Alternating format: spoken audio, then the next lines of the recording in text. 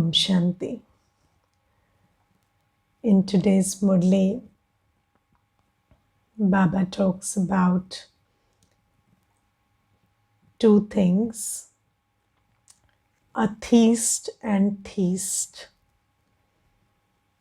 In Hindi it is Astik and Nastik. So Theist means Astik and Atheist means Nastik. Now, the common interpretation of these two words is an atheist is someone who doesn't believe in God. An atheist is someone who believes in God.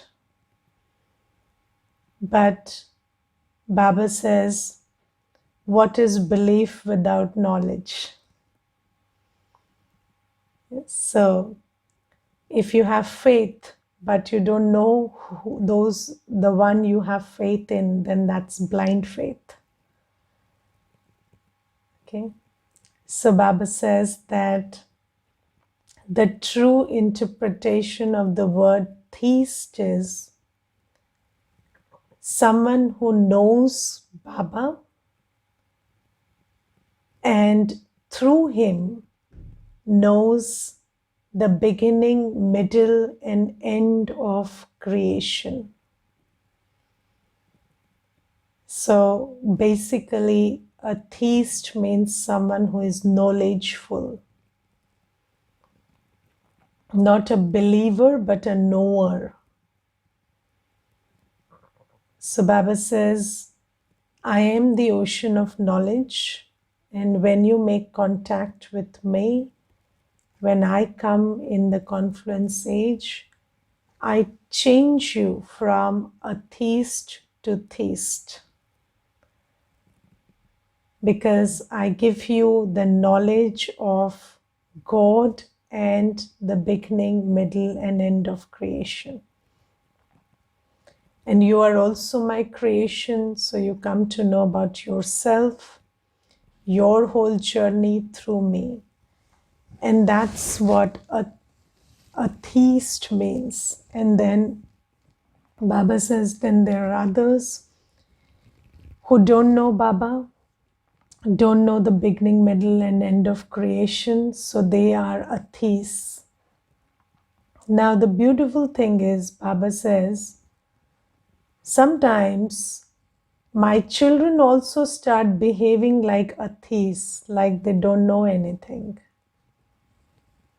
And that's where the problem arises. Now, you see, it's very important to very categorically state what we know.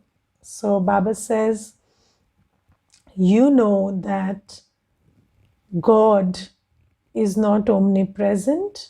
He is my Father. And as a Father, He is giving me the inheritance of heaven. And you know that half the cycle, heaven existed.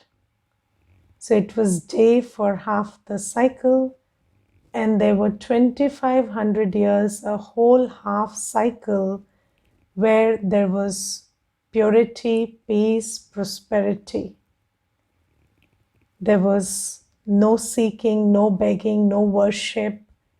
And only you know about all these things because you know me and you know what I give you as the inheritance through Brahma Baba. And Baba says that there are, in every religion you see, there is mention of God and there is mention of Brahma. Yes, so everybody knows that there is a Adipita, Prajapita, and there is a Parampita.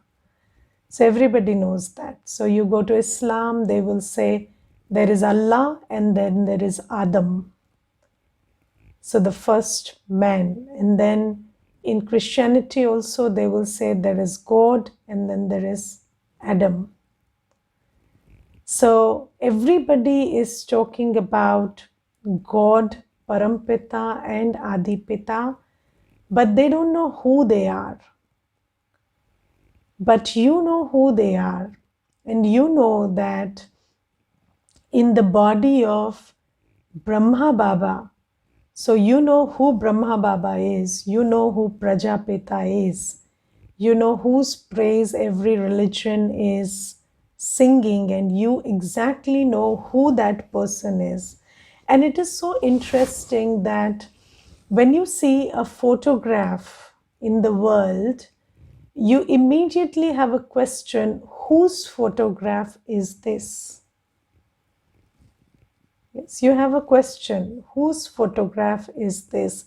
Who is the person corresponding to the photograph? But in bhakti, you see so many photographs, but you never have the question: who is the person corresponding to this photograph? Now, there are photographs, there are pictures, images that we are worshipping, but who are the people corresponding to these images? So they are images of someone, and the image is not full and final. So there is a someone whose image it is. And then Baba says that, so when you see the image of or the photograph of Brahma Baba, so the corresponding person is this Brahma Baba. And Baba says it is this Brahma Baba, this person whose picture you see or who everybody saw in flesh and blood in this, yes, Sangam Yug. And Baba says this Brahma Baba is the one everybody worships in bhakti, and you know this one. And then you know why Brahma Baba is called the creator, because God enters him, sits in his forehead, and then he carries out the task of creation of what? Of Satyug through Brahma Baba. And you know what is the difference between Satyug and Kalyug. So the basic difference is purity. So it is through purity that Baba creates a pure world. And you know that the reason for being impure is body consciousness. So that's why you are asked to practice soul consciousness, so that you can embrace purity.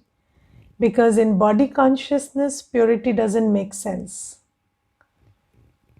Yes, because in body consciousness, everything that you have learned in body consciousness is impure. And you think impurity is right when you are body conscious. And when you are in your knowledgeful state, then you remember that purity is my essence. Purity is my Father's main quality. My Father is called as the purifier. That's how he's addressed. And I am a pure soul, and I lived in this pure world. So this is the knowledge that we have been given by Baba. And this knowledge separates us from others. So you see that Baba says, you are my children. And then there is a question, are others not Baba's children? Yes, everybody, every soul is Baba's children. But then why does Baba treat us so specially? Because we children know the Father. And there are others who don't know the Father. And because we know the Father, so we are entitled to the inheritance.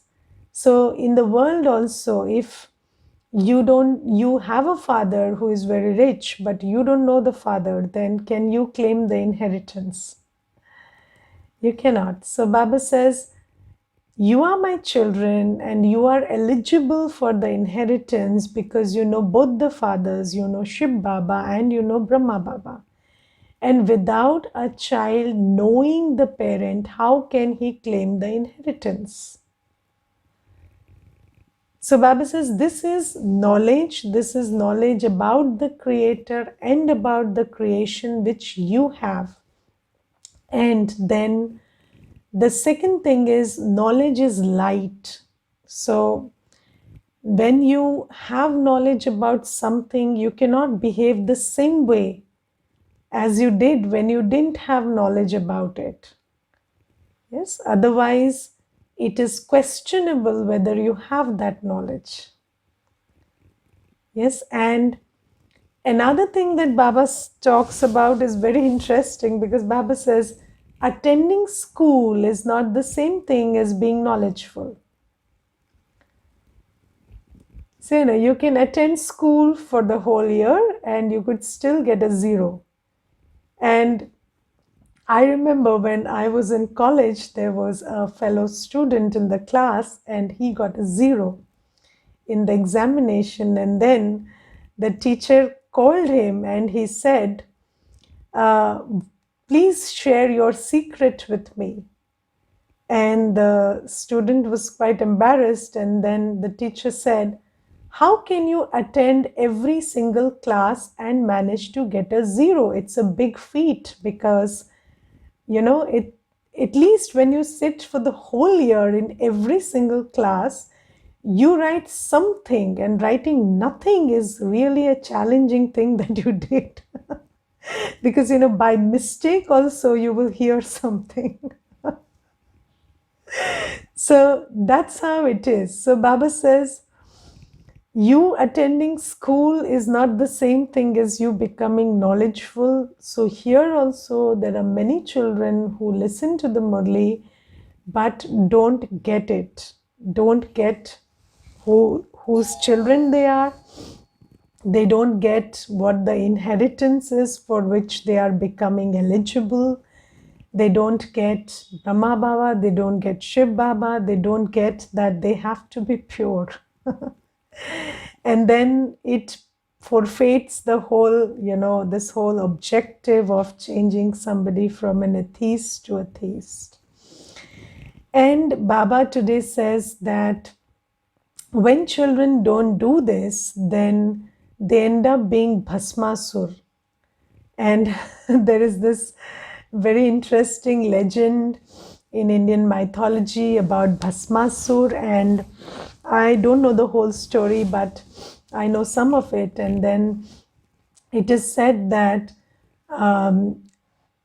God Shiva, who is depicted as Shankar in Bhakti, was very pleased with the penance done by Bhasmasur.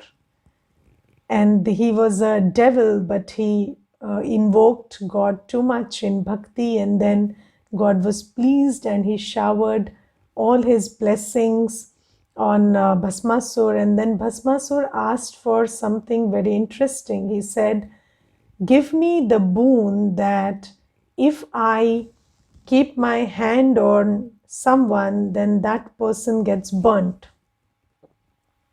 So, I just place my hand on somebody's head and that person gets burnt. And then Shankar ji said yes, according to the myth and legend. And then this person got the boon that he could burn somebody by the touch of his hand. And then he thought, why not burn Shankar ji? And then he ran after him. And then he tried to do that. And then in that whole attempt, I think Shankarji tricked him in some way. And then he ended up placing his hand on his own head and becoming Bhasmasur. So he burnt himself because of the boon he had. So that's how the story goes. And Baba today says, don't become Bhasmasur. So now what does being Bhasmasur mean? So today Baba says something very clearly. Let's read that first. Baba says, sweet children, in order to claim your full inheritance from the Father, you definitely have to donate the vices. Become soul conscious. And since you say Mama Baba, become worthy. Now, Baba says you have to donate the vices. Now, when we learn everything, and you read, you were spoken, and you were told that you are a soul and your father is the purifier, and Shiv Baba through Brahma Baba is creating a pure world, and you were a pure deity, and you can become that if you do this, this, and this. And then you have no intention to be pure. So, there are children who listen to everything and then they have no intention to give up lust or give up anger or give up attachment or ego or give up greed. And here I want to talk about two things. There is impure desire and there is pure desire. So desire drives you to action. So it is always desire which makes you act. But when you are under the sway of vices, it is impure desire. The desire for people, places, and things. The desire for name and fame that drives your actions. And then when you belong to Baba, then it is pure desire. Pure desire that arises from soul consciousness. So the desire to be pure, the desire to be a participant in the creation of a pure world. So that's the desire that drives your actions when you are soul conscious. So there is a whole big, there's a world of difference between soul consciousness and body consciousness. So body consciousness means impure desire drive all your actions. So every action you do, whether it's getting up in the morning, whether it is cooking, cleaning, talking, thinking, everything is driven by impure desire. And that's what makes makes everything, accumulate sin, because the intention defines the action. And when you do everything driven by impure desire, then the karmic account you create along the way is negative. Okay, but when we come to Baba, Baba says, be soul conscious. And in the soul conscious state also you will do action. It's not a state without action. But every action will be driven by pure desire. The desire to not get but be. So, not what I am getting from it, but who am I becoming from it. So I do karma, I think, I speak, I act, but it's not about who I'm getting, what I'm getting. It's not about people, places, things, and recognition anymore. It is about me. Who am I becoming through this karma? Am I becoming pure? Am I becoming peaceful? And in a soul conscious state, the first thing is you give up on the vices. You donate the vices. So if there is lust, if there is anger, if there is ego attachment, greed, then obviously you are not soul conscious, and then you cannot create a positive karmic account. And then what happens is, I will tell you this thing and you check for yourself. When you get knowledge and you are lustful and full of anger, then you start using the knowledge for self-sabotage. And what is that? You start using the knowledge to create more negative karma. Okay, now how do you do that? Because you start using the knowledge as a means to fulfill your impure desires.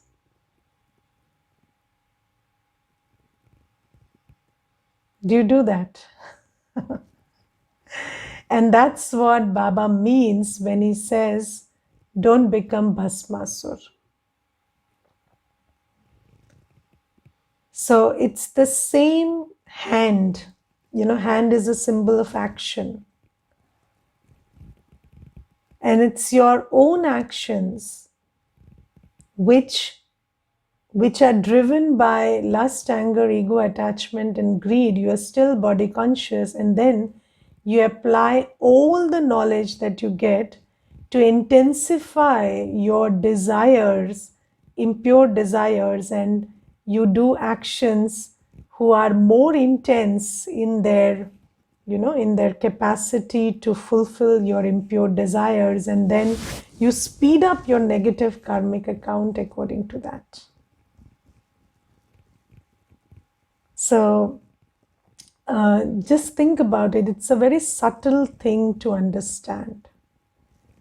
And I will give you many examples through which you do it.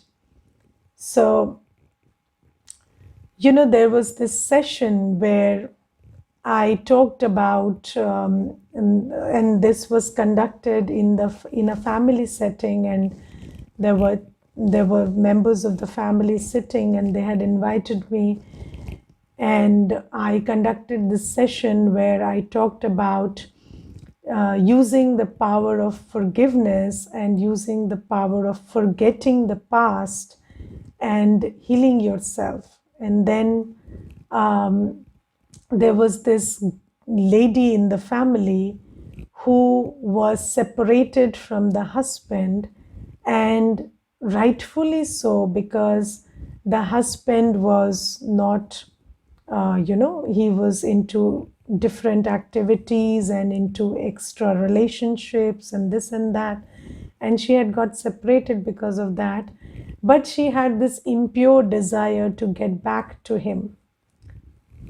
Getting back to an impure soul, the desire to get back to an impure soul is an impure desire nevertheless.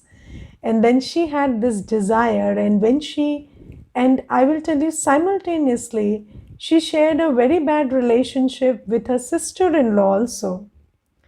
But then when she heard the gyan about forgetting the past and forgiving the soul, she applied that gyan immediately to her husband, not to the sister-in-law.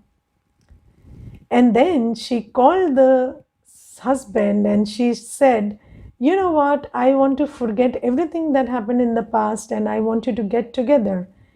And what the husband did was he used that moment, that weak moment she had, and he got back together. And then the divorce case that they had been, attempting for so long got nullified, because the husband ended up showing that we are still together, and then all the 5 years of separation meant nothing. And then when she fought the divorce case, she ended up with penniless, no alimony, because she used the gyan to fulfill an impure desire. Do you get it? So you get the gyan, forget the past, heal yourself, but then who do you heal yourself in respect to? So you still apply the gyan to someone who you have lustful thoughts about, or you have attachment towards, or you seek from. So it's again, impure desire to for a person, for a place, a thing, for recognition, and you start applying it there, and then you don't get good consequences. And this is the consequence that happened. And it's very interesting that she never applied that same point of knowledge to her sister-in-law, who she had a very long-standing bad relationship with. She kept holding on to that, to the past where the bitterness, the seed of bitterness was sowed, and she never attempted to apply it there. So Baba says that when you do this, when you don't give up, don't renounce vices. And let me give you a very categorical way of knowing whether you have renounced vices. If you don't have the intention to be alone, only with Baba, live alone, die alone, and go with Baba. Because the whole summary of Gyan is I come alone, I go alone, and whatever karma I do, I get the benefit of it. And karma is not done vis-a-vis anything or anyone. Karma is a very individual thing. So when you understand that I come alone, go alone, and my only companion is Baba, and you're seeking no one and nothing, that's when you have understood Gyan. You understand. So when you understand Gyan, you understand that your life is with Baba. And you are not seeking anyone because you've found the one. That's Gyan. And if you're still seeking, then all of that is impure desire. And then whatever action you do with Baba is to come back to your purity and do the seva to create a pure world. And when you don't do that, then all your actions are driven by impure desire, and that's what makes us end up as Bhasmasur. Because we start, and I have seen this, and if you think about it, it's very interesting that a lot of Gyan has been shared in the world. So it's not like, there are these short quotations and pictures and these slogans which we send out in the world as seva also. But why don't other people get the benefit of it? Because until and unless your intention is to be with Baba and be pure, then you use all that Gyan for impure desire. So you understand that law of attraction is the truth. But if you don't understand what to attract, then you try to apply the law of attraction to fulfill your greed and your lust and your anger and ego and attachment. And then you end up, there is this one brother who told me that if the law of attraction works and I hate somebody and I keep creating an image that he is suffering, will he suffer? Okay, so you have not given up anger, and then you are trying to use the knowledge that Baba is giving, that thoughts create things, or jaisi drishti vaisi srishti. You are using your drishti and your thoughts to take revenge from another person. And then what happens? So I said, I don't know whether that person will suffer or not, but you are already suffering. So you are already suffering, and you're blind enough to not even be able to see that. And that's how interesting, it's the difference between body consciousness and soul consciousness is. So body consciousness is like a pair of glasses that you wear, the soul wears, and then it colors your discernment, your decisions, everything. And your discernment and decision is the way you do karma. So that's your road to karma. And when your discernment and decision is flawed because of body consciousness, then your karma cannot be accurate. And then inaccurate karma cannot give you accurate results. So that's why Baba says, when you want to apply Gyan, take care first, donate the vices. So without the intention to be completely pure and belong to Baba, without the internalization of Gyan completely, you cannot use Gyan. So first thing is that donation of vices. Second thing is practice enough to be soul conscious. And only then can you get the inheritance, only then can you get the fruit of knowledge. And then there is this question, is seeking blessings from Baba for family members and relatives in pure desire. Now you see, one law is you cannot curse anyone, you cannot bless anyone.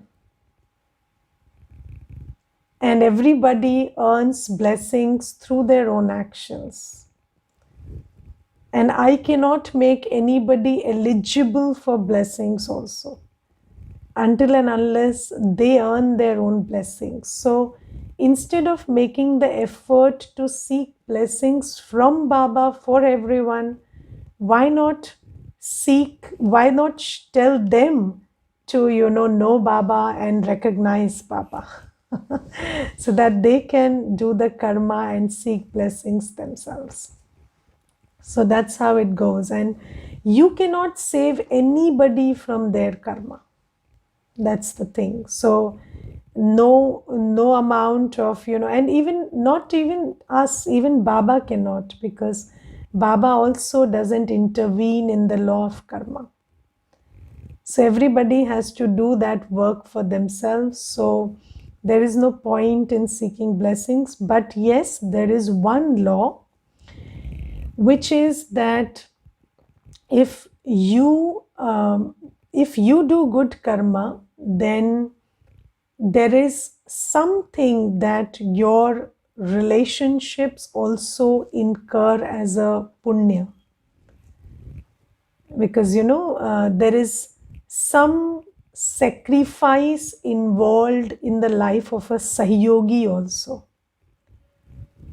So if there is a relationship, let me give you an example. So there are two categories of souls who help Baba's task. There is a yogi and there is a sahyogi.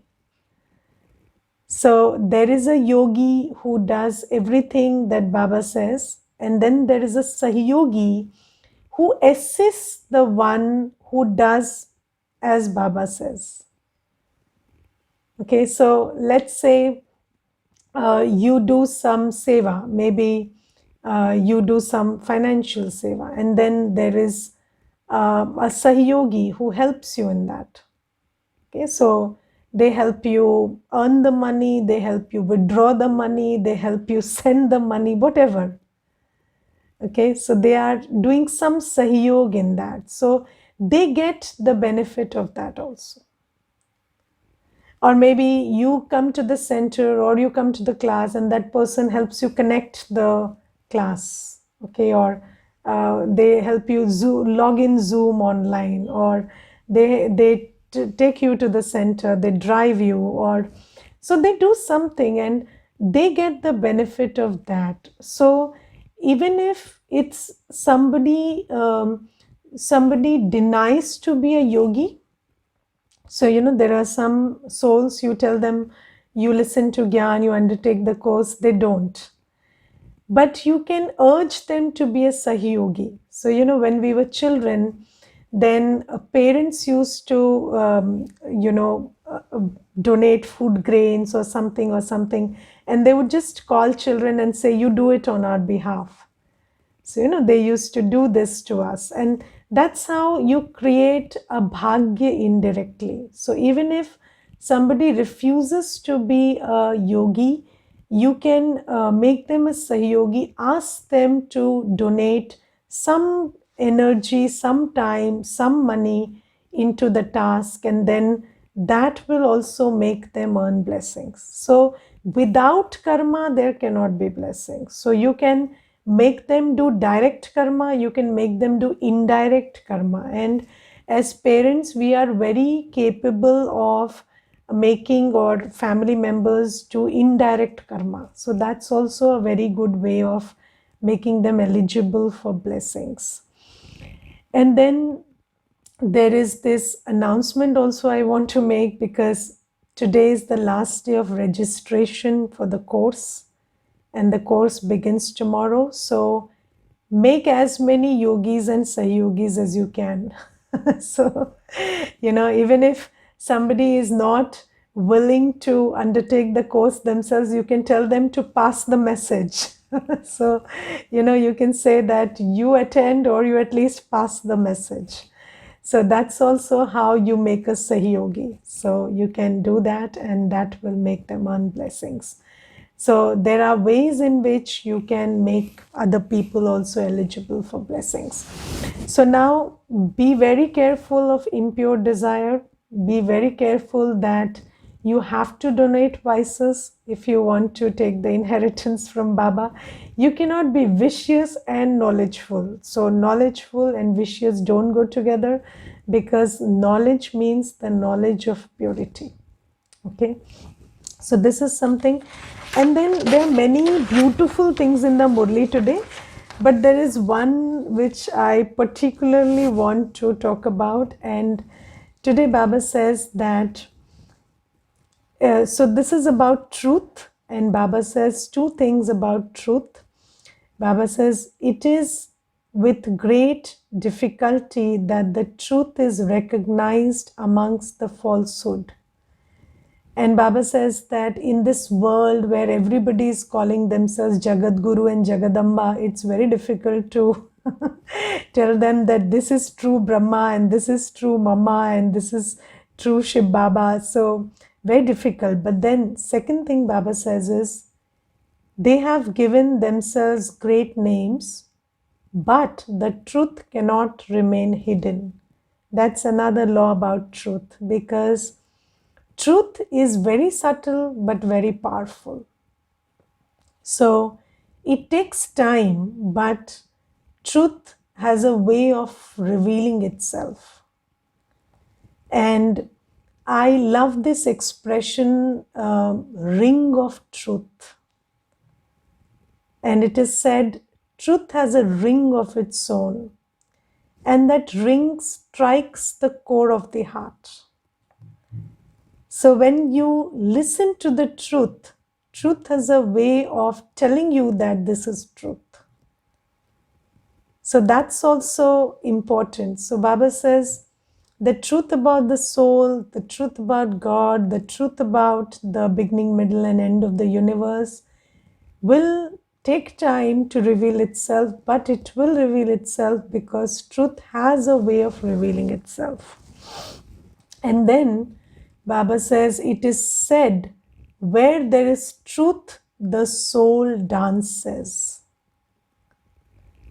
Continue to dance. Dancing is very famous.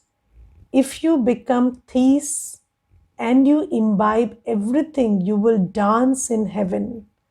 Only deities will dance. And you see that deities are famous for their ras. So, Devataon ki ras. And Baba says, deities are shown to dance. And it's not dancing with the body alone, but it is about the dance of the soul. And when there is truth, the soul dances. So truth is not intellectual. Truth is very liberating. So when you know the truth, you don't become an intellectual. When you know the truth, the soul dances. And that's the sign of truth. And in Sindhi, it is called truth, the sach to bitho nach, which is the one who holds the truth in the heart dances. So Baba says, truth makes you dance, and are you the soul dancing? So if you have imbibed the truth will make you so light, so carefree, so liberated, that even while carrying out the biggest responsibility, the soul will be in a state of dance. And this is the sign of truth. Okay. So, and I will tell you one incident. There was this brother, and he once told me, I have a lot of knowledge. Then I told him, then why you have these stress lines on your face? Because if you have knowledge, you don't have stress. So if you say you have knowledge and you have stress and you're unhappy, then you don't have knowledge. There is something you need to know. So truth and happiness, truth and the dance of the soul go together. Truth sets you free from worry, fear, everything, and it makes you dance. Okay, Om Shanti.